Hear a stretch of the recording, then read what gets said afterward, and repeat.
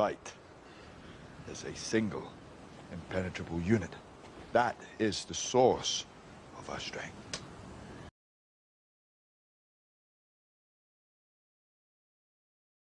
In the time of the world, 24,000 years before the Cosmon era, the great serpent being in the Ark of Noe, in the Etherian heavens, and of the Samgiria 87, the earth and her heavens were in great darkness. But the Spirit of Jehovah moved upon his high-raised God, Aph, in Etheria, to consecrate new dominions on the earth and her heavens. Aph said, I, Aph, son of Jehovah, God in the Ark of Noe, in Samhaut, in Etheria, came to Hadda, heaven of the red star, in Jehovah's name. The voice of Jehovah, creator of worlds, came to me in the Ark of Noe, saying, I am the All-Highest, my service extends forever. I do not go, but I am far away. I do not come, and yet I am near. My voice is in all places, the light of the soul of man hears me. I speak in the vine that creeps, and in the strong standing oak. Hear the voice of your Creator, O angels of heaven. Carry the wisdom of my utterance down to mortals. Call them to the glories of the heavens and the broad earth. Behold, my voice is in the rocks, and in the wind that blows, and in all things that do not have tongues. Show them my suns and stars in the firmament above, for they are my written words. My voice proceeds in the space of heaven. The wise angels of my exalted places hear the sound going forth. Listen to my speech, O spirits of the dead. Proclaim me, O gods and goddesses. They look for me like they look for things. They listen for my voice like they listen for a man's voice. And they do not find me, or hear what I have spoken. Yet none can efface my words. My wisdom endures forever. Behold, I do not come as a sound to the ear. My voice goes quickly into the soul from all sides. Teach them, O angels. They do not look in the right way. Their ears are turned after loud claps and noises. They cry out, Alas, I do not hear the voice of Jehovah. He has not spoken. No man has heard his voice. He is the all-silent, and dumber than the things he created. They have turned away from my God and my Lord's. They have shut themselves up in conceit and darkness. They have peopled the air of the earth with spirits of darkness, the druzhas of men of darkness and cannibals. Their fettles float back upon them. Like devouring vermin they burrow deep in pollution. Remember them, O God, my Son, and you, my lords of earth. Have no pity, but be like a surgeon's knife upon them. You have told them, O God, that Jehovah lives and reigns. His voice stands the all-highest. But they have mocked you and your lords, and turned away, going after iniquity. Have they not said, Who is God that I should adore, and the Lord that I should listen? But I turn their eyes to the armies of earth, to the general and the captain. Then they say, Ah, our affairs on earth are officered and disciplined. We revere our highest, great captains. Hear me, O you Etherian gods and goddesses. They do not desire wisdom and resurrection. Their love lies in darkness. To eat, to sleep, and to devour are the delights of their soul. The first lesson of life they have not learned. The first heaven of the earth is to them the all of the created worlds. Hear my judgment upon them, O my holy angels long risen. For I have raised them up again and again. I have founded lower heavens for them so they could learn, but they fall the moment my gods leave them alone. Now I will carry away their heaven and earth, and they shall be seen no more forever. But the druzhas and fettles shall be carried to Hotuon and cast into walls of fire. And the walls of the fire shall go up around them without ceasing, and they shall not escape. And those who guard them shall keep them from one another, so that they do no evil. Neither shall they sleep nor rest, but they shall be stirred up and made to know that they are alive, and can exist independent of fettle. Socking. Hear my voice, O God, and command your Lord to proclaim on the earth.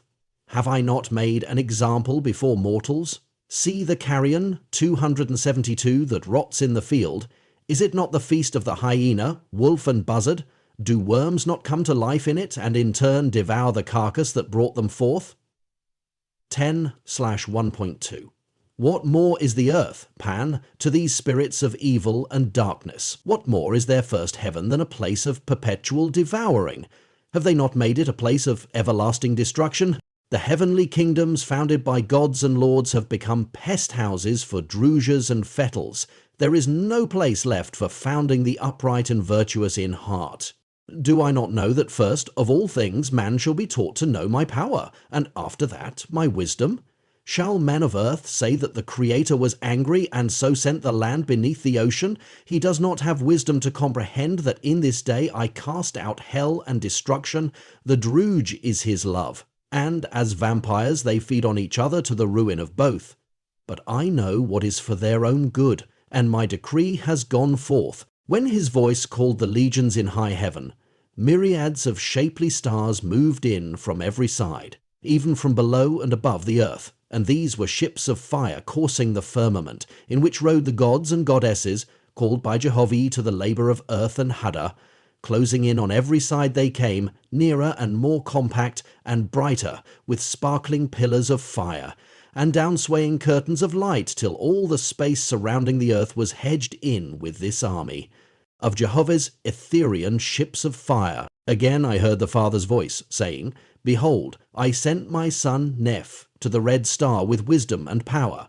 Long has he been gone, struggling with the black darkness of men and angels.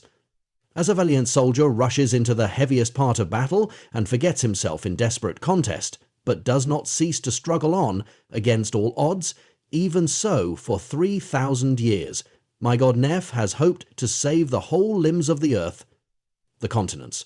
From my holy place I have watched the battle for everlasting life, but the too prolific earth contributes more to the corporeal than to the spiritual man. And now I bring my legions to the rescue of my valiant son Neph.